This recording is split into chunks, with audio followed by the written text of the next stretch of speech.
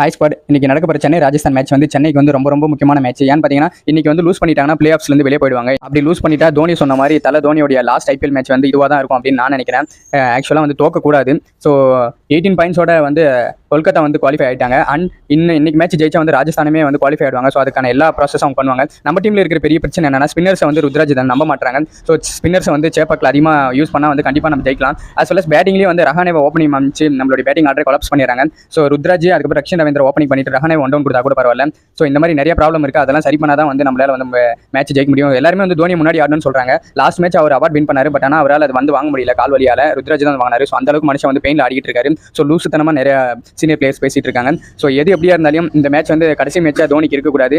So தோனிக்காக வச்சு இந்த match ஜெயிக்கணும். அண்ட் இனி வர எல்லா மேட்சும் ஜெயிச்சு தோனிக்கு இந்த 6th கப்பை வந்து அவங்க ஜெயிச்சு கொடுத்தா நல்லா இருக்கும் அப்படின்னு நான் நினைக்கிறேன். ஸோ இதே மாதிரி நிறைய வீடியோஸ் பார்க்க நம்ம சேனல் இது வரைக்கும் சப்ஸ்கிரைப் பண்ணாதவங்க சப்ஸ்கிரைப் பண்ணிட்டு மறக்காம அந்த பெல் பட்டனை கிளிக் பண்ணுங்க. பாய்.